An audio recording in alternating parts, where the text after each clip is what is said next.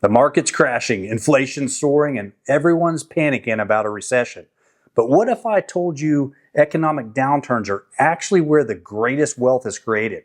And I've been through this before, and today I'm sharing exactly how to not just survive, but thrive during these uncertain times. We are seeing some unprecedented volatility in the stock market these days due to the trade war and tariffs, record high interest rates, and wild inflation. And because of this, recession fears have resurfaced. Even the CEO of JP Morgan, the largest bank in the world, states that a recession in the United States is now a likely outcome. And that got me thinking about my own financial plans. And as long-term viewers know, I hit rock bottom during the 2008 recession, filing for bankruptcy, losing my house and car, and watching my credit score crash to like the 400s. But that painful experience transformed how I approach money. And I've rebuilt my finances from nothing, and today I'm using hard-earned lessons to prepare for whatever economic challenges lie ahead.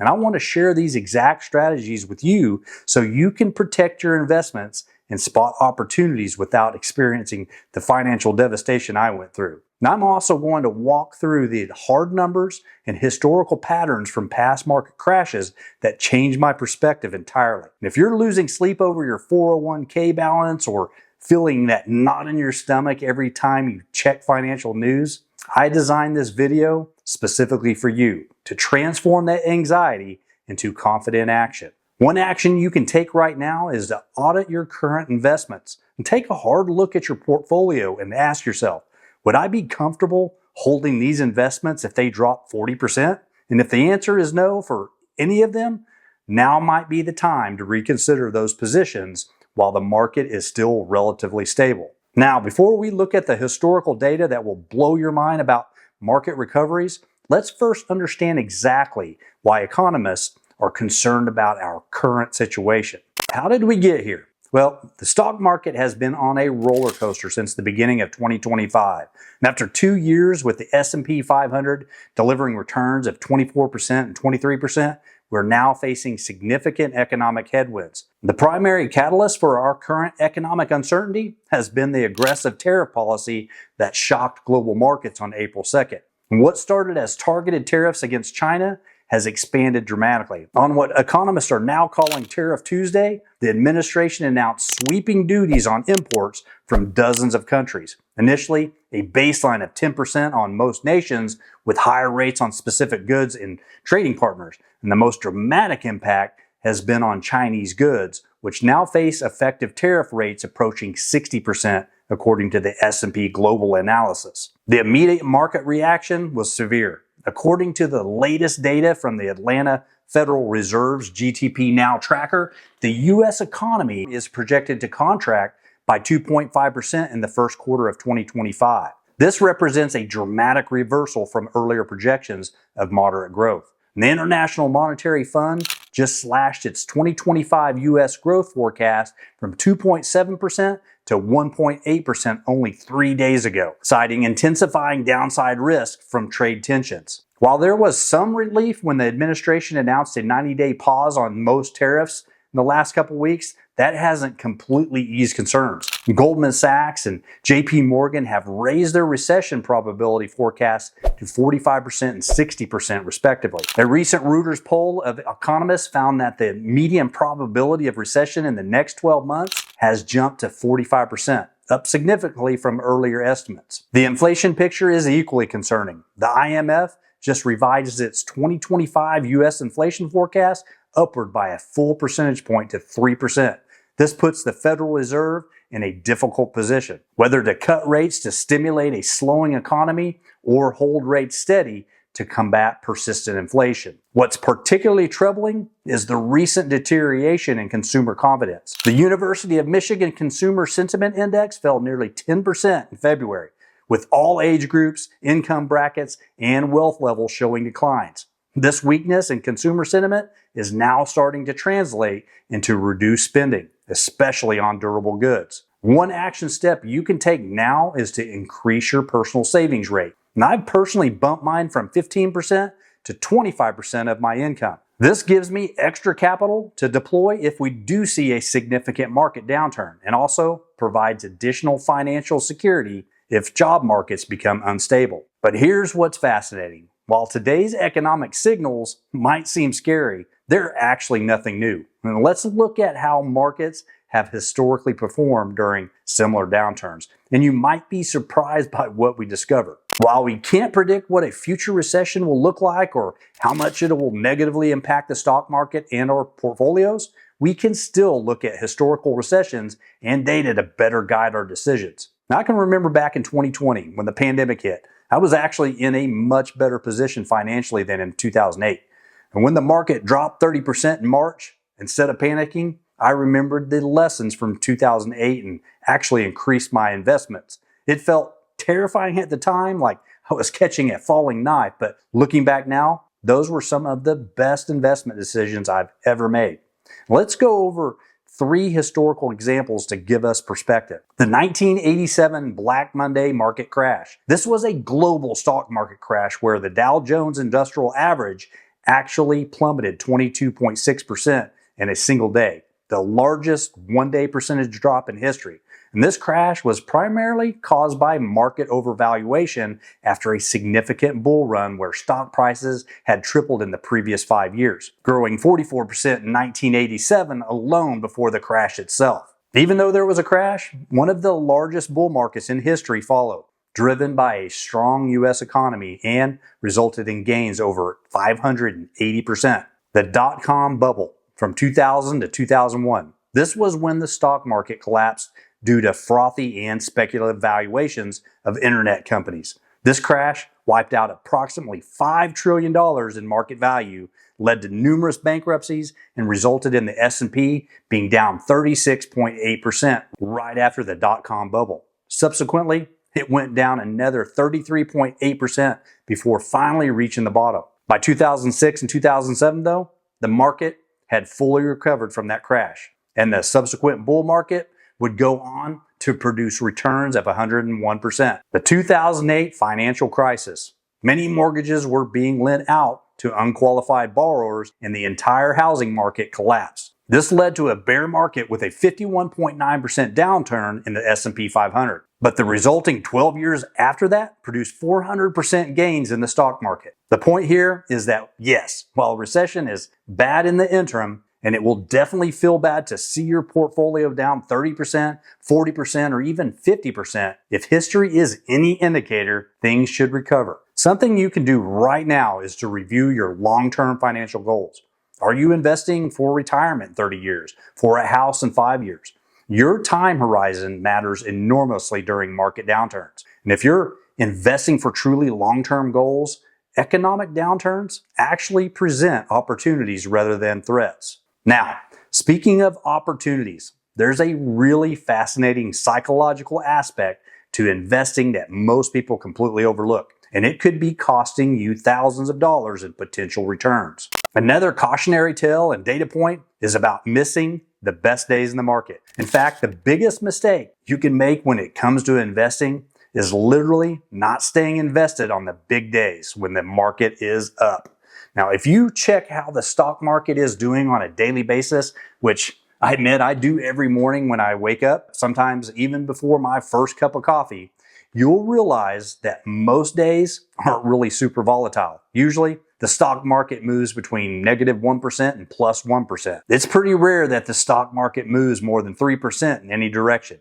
And here's the crazy stat. If you miss just 10 of the best days in the market in the past 30 years, you could erase your gains by 54%. Missing 20 days will cost you 73% of your total gains, and missing 30 days will result in 83% less. I remember in March 2020, there were days when the market would swing 5 to 7% up after dropping significantly the previous day. If you had panic sold after the big drops and missed those recovery days, your long-term returns would have been devastated. And that means the old adage, time in the market beats timing the market, is undoubtedly true. And when it comes to surviving a recession, our strategy is to just stay invested. Because if we miss some of the best days in the market, the average return that everybody talks about 8%, per year for the S&P 500, that's going to be in big jeopardy. An immediate action you can take is to write down your investing principles now while you're calm and rational, and create a simple one-page document outlining your investment philosophy,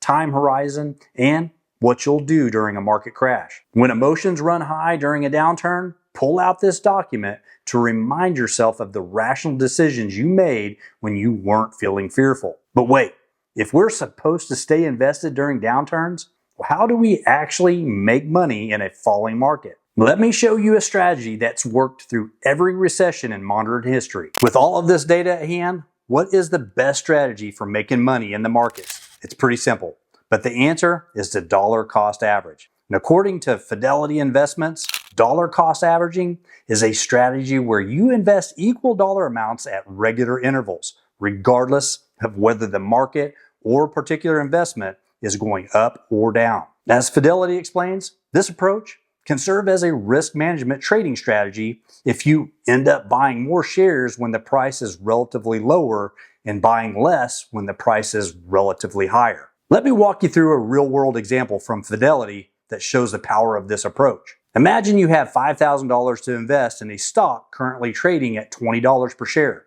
Instead of investing all at once, you decide to invest $1,000 each month for 5 months. In the first month, you buy shares at $20, getting 50 shares. In the second month, the price drops to $18, so your $1,000 buys 55.6 shares. In the third month, the price drops further to $16 and your $1,000 buys 62.5 shares.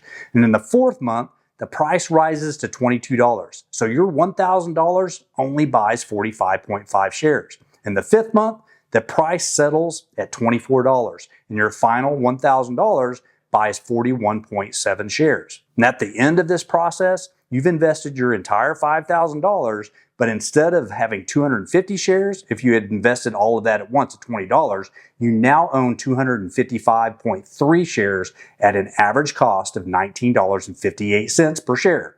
And with the current share price at $24, your investment is now worth $6,127.20. A better outcome than if you had invested all at once at the beginning. I experienced this myself during the 2020 crash. I had set up automatic investments into my index funds, and when the market tanked, those automatic purchases bought a lot more shares at the lower prices. And when the market recovered later that year, those discount shares provided an outsized return. An action you can take today is to set up automatic investments that will continue regardless of market conditions. Most brokerages allow you to automatically invest on a schedule.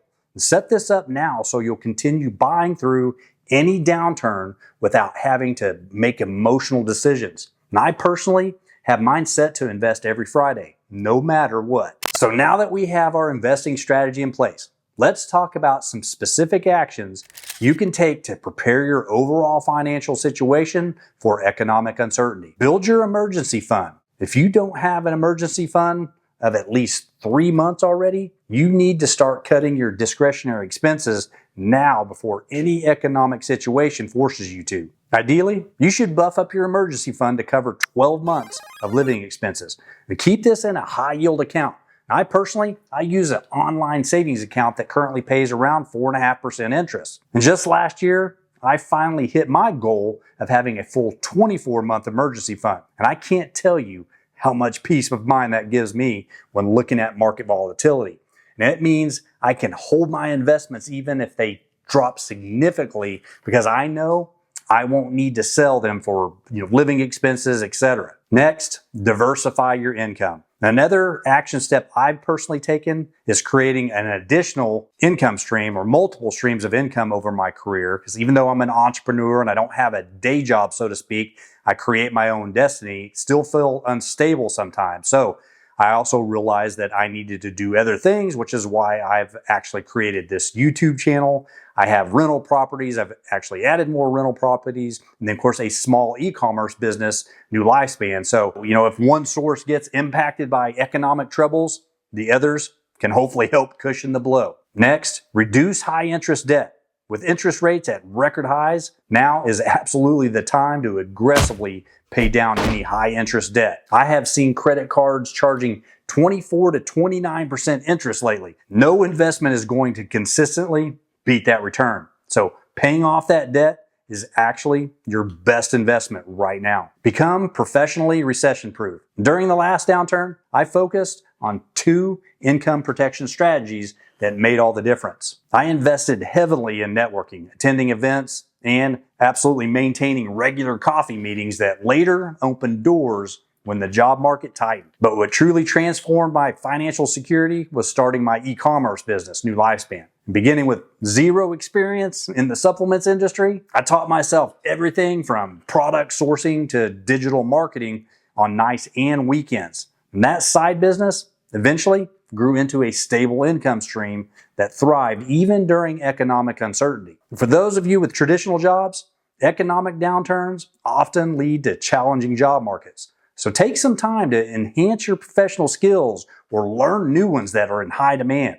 During uncertain times, becoming more valuable to your current employer can help protect your position if layoffs occur. Look for recession-resistant skills in your industry, whether it's data analytics, automation, compliance, or specialized technical knowledge. The goal is to become indispensable within your organization while also making yourself more marketable if you need to find a new position.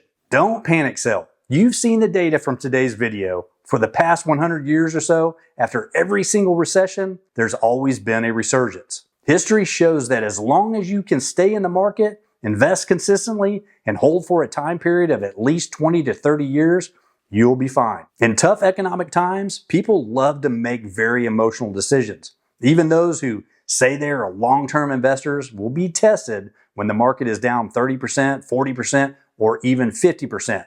It can be very tempting to sell everything when the market is down because you can't bear to see any more losses. Create a buy list now. One of my favorite strategies is to create a shopping list of great companies I'd love to own at lower prices. Right now, I'm researching and building a list of 10 high-quality companies with strong balance sheets, consistent cash flow, and competitive advantages. Companies I'd be thrilled to buy if they suddenly went on sale by 30%. And having this list ready prevents impulsive decisions during market turbulence. Consider defensive sectors. If you're particularly worried about an imminent recession, consider allocating some of your portfolio to traditionally defensive sectors like consumer staples, healthcare, and utilities. People still need medicine, electricity, and basic groceries even in a recession. I personally increased my allocation to these sectors from 15% to about 25% of my portfolio as a hedge against volatility. My point with this video was just to try to ease some anxiety and fears you might have because downturns and volatility are all normal and part of the economic and stock market cycle. And history has shown us it's all but permanent. Of course, we can never predict what's going to happen in the future, but I like to bet on history. The investors who keep their cool during downturns and stick to their long-term plans are the ones who end up winning in the end. Remember, economic cycles are normal. Downturns are normal. Recovery is normal too. And the most important thing is to have a solid plan before volatility hits. Stick to that plan during turbulent times and keep a long-term perspective. I'd love to hear your thoughts in the comments below. Are you worried about a potential recession? What strategies are you implementing to prepare? And let me know. If you enjoyed this video, make sure to share it with a friend and don't forget to subscribe. And check out my next video that YouTube thinks you'll like by clicking right here.